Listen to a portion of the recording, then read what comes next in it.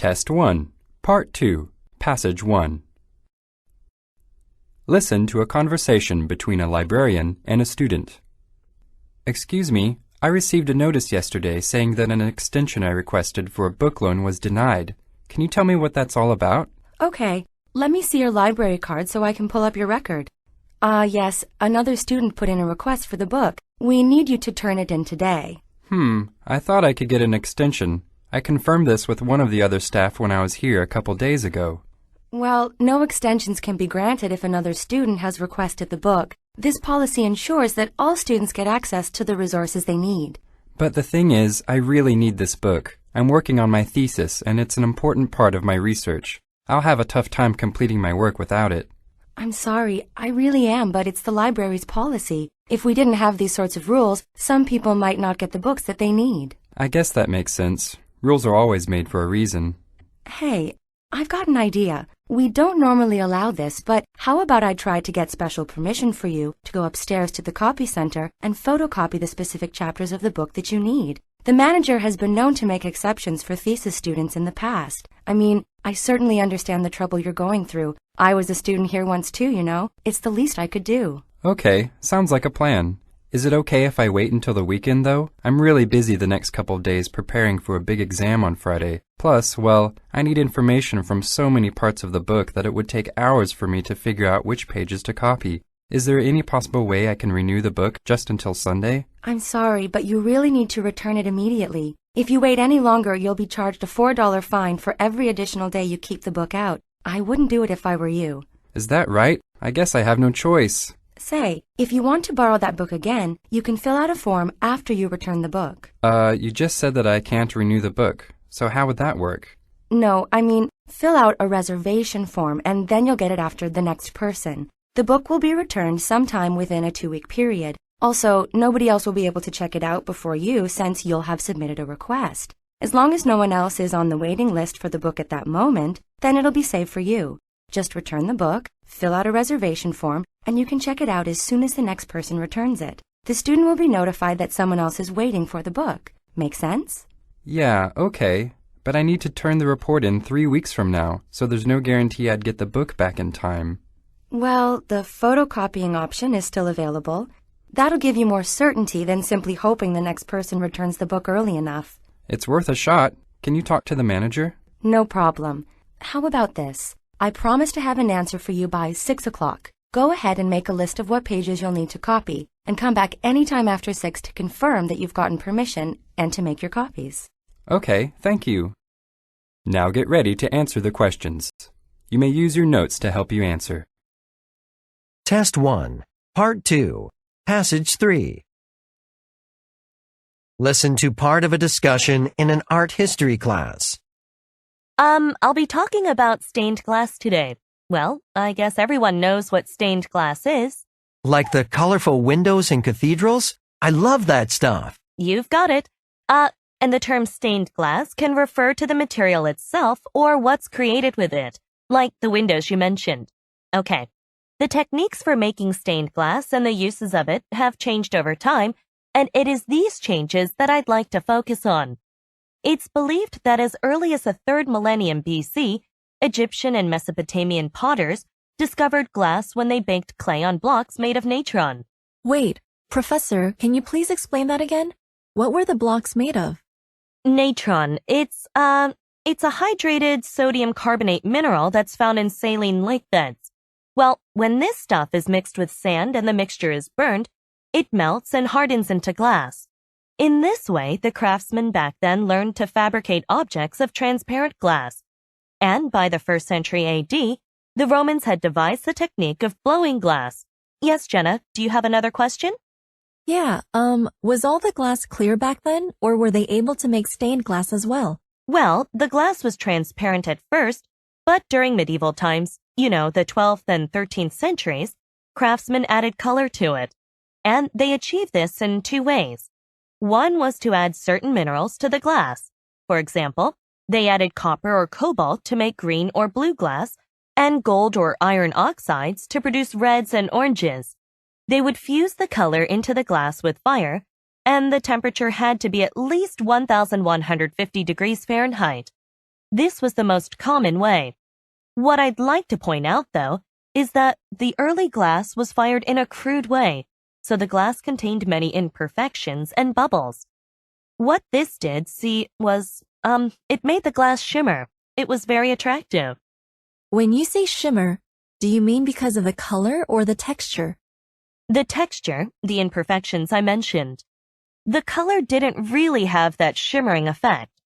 Now, the other method of coloring glass involved fusing a thin layer of paint onto the glass with fire. It was known as flashed glass. The difference between using minerals and fire coating the paint onto the glass is that the flashed glass was less opaque. It was easier to see through. Anyway, the artist would draw the figure or pattern for the stained glass piece. Then he or she would lay out these bits of glass that had already been colored and cut to the right size. The pieces were then joined with lead strips because lead was flexible. For the most part, these two coloring techniques were standard. What did change during medieval times, however, were the designs and patterns that artists used. Anybody know where most of this glass was used? I think it was mostly churches. The most prominent ones are in large cathedrals. I don't think I've seen much of it anywhere else. Yup, that's right. Basically, churches were the biggest users of stained glass, and often it was used to depict religious figures or imagery. Some ancient fragments that survived from perhaps between the 9th and 11th centuries included images of the head of Christ. During the Romanesque period, massive cathedrals had stained glass windows that represented figures from the Old Testament. It was only during the Renaissance that designs became more secular in nature. However, in the 16th century, artists began utilizing a technique known as enamel painting. Instead of cutting the colored glass into pieces and fitting them together, they started painting a single pane of glass with different colors. Their intention was to imitate the frescoes and paintings of that era. Actually, the result wasn't as aesthetically appealing. If anything, it was rather ordinary and didn't have that shimmer I mentioned earlier. But you know what they did when they started using this new technique? They smashed much of the early stained glass. They considered it old-fashioned. And then they replaced the stained glass windows with the painted glass. Not many pieces survived, and that was a great loss of very valuable cultural assets. I'll say, seems like there's more of an effort to preserve ancient buildings, traditions, and artifacts these days. I totally agree, but all was not lost. Stained glass made a comeback in the 20th century. It was when Louis Comfort Tiffany produced a new style that made stained glass a popular art form. What Tiffany tried to do was produce a variety of visual effects without painting the glass. He took thin layers of colored glass and layered them to create a sense of depth and texture. He also popularized opalescent glass. Opalescent glass has a milky appearance and contains iridescent colors. Although Tiffany did not invent the method of producing it, a man named John Lafarge is credited with that, he mastered the production of it. And not only did he make pieces for churches, but he also made everyday objects, such as lampshades and vases, that could be used to decorate homes. Now get ready to answer the questions. You may use your notes to help you answer. 12. What is the main topic of the talk?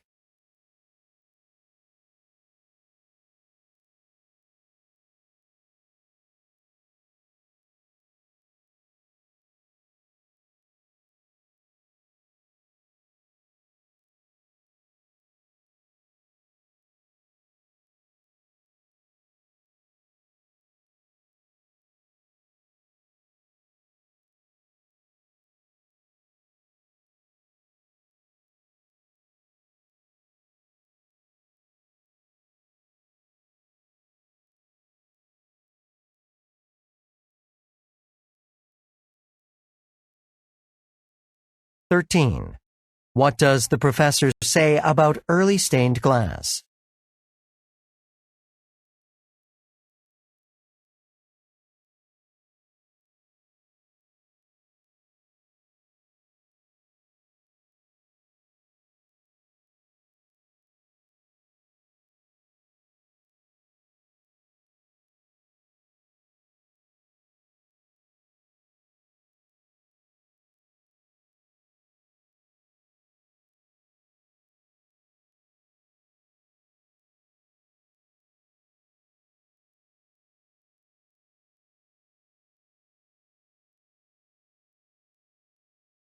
14.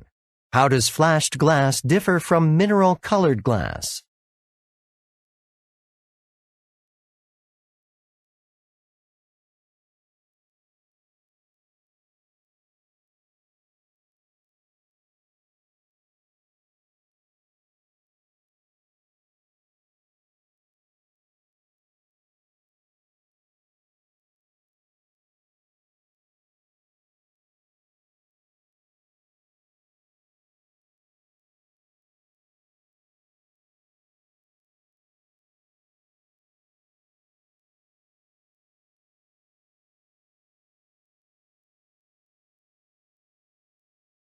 (15) What can be inferred about the medieval works of stained glass?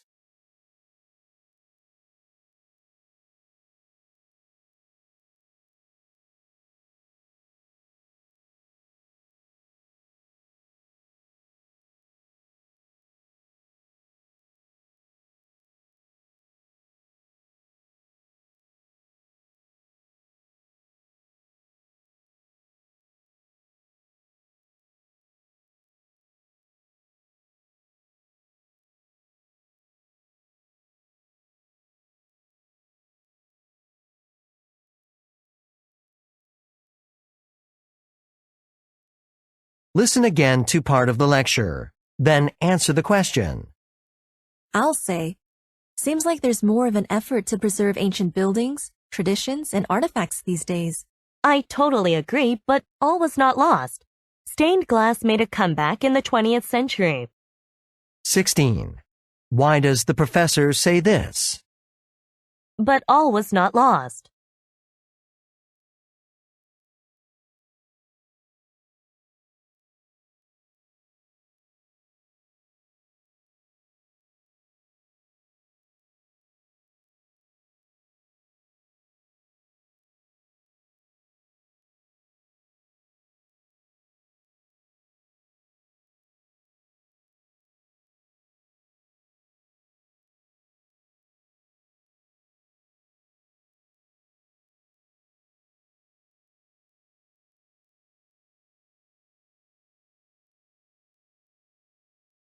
(17) Why does the professor mention John Lafarge?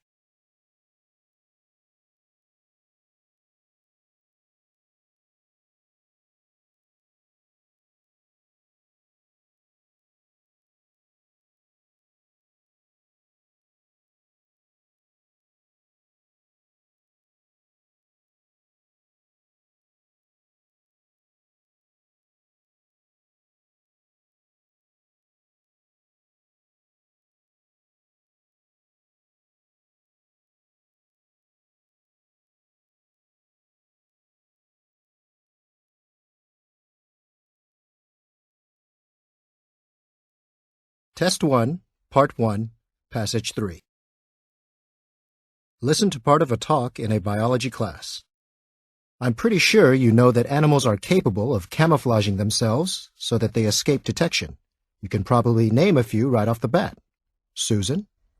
The chameleon changes colors, and a lot of other animals can take on the color of their surroundings. Good. But is that all?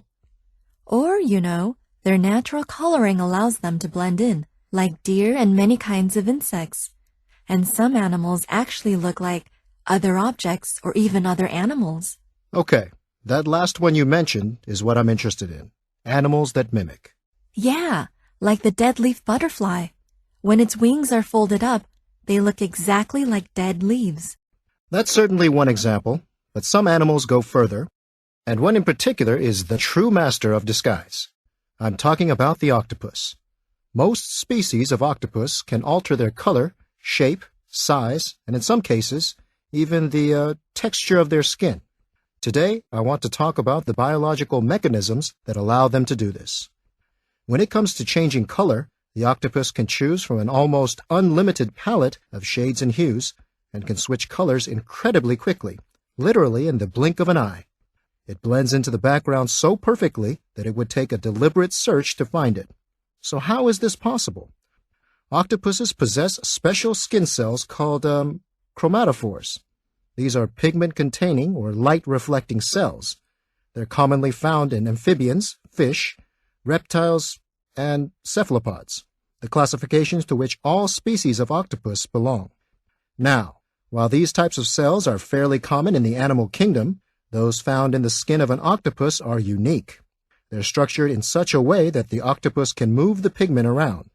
The process is called physiological color change, and an octopus simply uses its muscles to achieve this. Each chromatophore cell contains 3 malleable compartments. By squeezing or expanding each compartment, an octopus can change the color displayed by the cell, even allowing millions of subtle combinations. And since all cells are controlled separately, they can create remarkably clear and detailed displays. The effect is further enhanced by the presence of a reflective coating under each of the cells. So, changing color is one thing. I mean, lots of other animals can do this too. The chameleon, for one, as Susan mentioned. The octopus just does it better. However, octopuses can also radically transform not only their shape, but their size as well. Sounds like something from a science fiction movie, right? It's true, though. Just imagine. An octopus with an arm span of 30 centimeters, that's about a foot long, is able to reduce its proportions and squeeze through a hole less than a quarter of the size of their normal body shape. One octopus in captivity was even able to force himself into a mayonnaise jar. Now, in order to understand how an octopus is able to do this, you need to first know a little about its physical structure. This may be a bit of a review for some of you, but, well, bear with me. The octopus's 8 arms don't actually have any tentacles. These arms are referred to as muscular hydrostats by biologists, mainly because their strength and rigidity is achieved solely through the compression of muscles. This is because the body of the octopus is composed almost entirely of soft tissue. It doesn't have an internal skeleton. There is no protective shell, nor does it have any cartilage. In fact, the only hard part of an octopus is its beak, which resembles a parrot's beak and functions in much the same way. One particular species of octopus, the mimic octopus, is able to use this shape-shifting ability to imitate other species. It can mimic 17 different species found in its habitat. As most of these are poisonous, this proves to be a great defense strategy for the octopus. Does anyone know what some of these poisonous species are?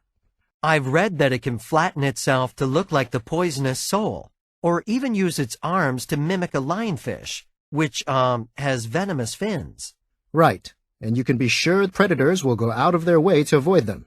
And their skin texture as well. Normally, the skin of an octopus is very smooth. This could prove to be a disadvantage if it was trying to blend in with a piece of coral with a very rough surface. However, by distending small sections of its skin and using color shading to enhance the effect, the octopus can make the texture of its skin resemble almost anything. In some cases, even plants. I've seen pictures of these octopuses mimicking various things, like sea snakes and even rocks. But I'm really interested in that ink jet I read about. Octopuses can create an ink cloud to hide themselves. Yes, it's pretty amazing, the arsenal of weapons an octopus has. It's sort of like a last resort when a predator identifies the octopus and gives chase. The octopus releases ink in a cloud, sometimes even shooting a stream of it into the face of the predator. And this is what makes the octopus a true escape artist. That ink contains a substance that affects the olfactory organs of a predator so that it can't use its sense of smell to locate the escaping octopus. Now get ready to answer the questions. You may use your notes to help you answer. 12. What is the main topic of this lecture?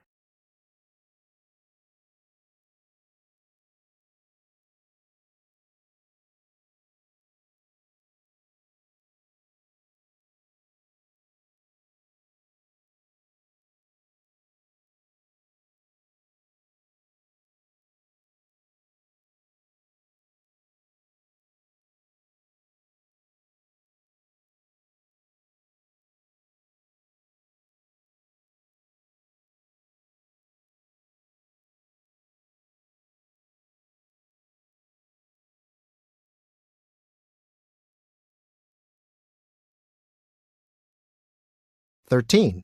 According to the professor, why are the chromatophores of the octopus unique?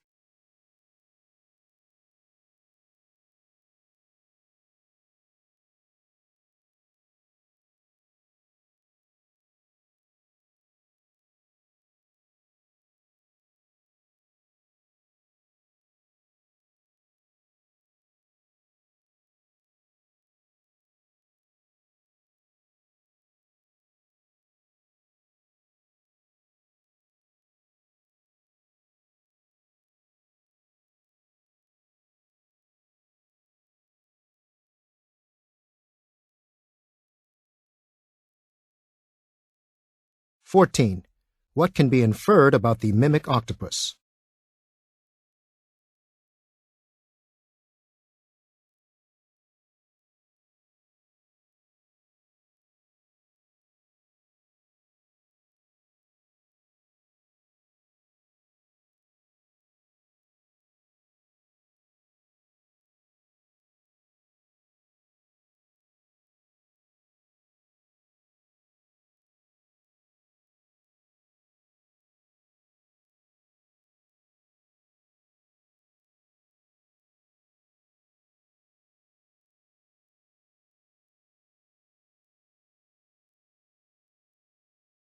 "15.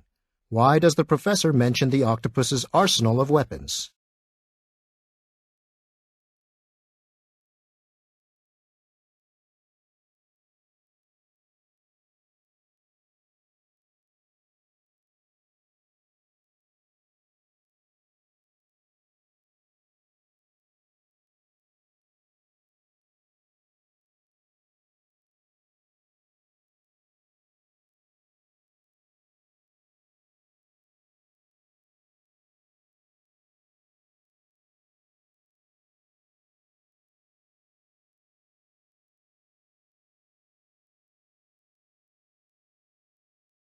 Listen again to part of the lecture, then answer the question. However, octopuses can also radically transform not only their shape, but their size as well. Sounds like something from a science fiction movie, right? It's true, though. 16. Why does the professor say this? Sounds like something from a science fiction movie, right?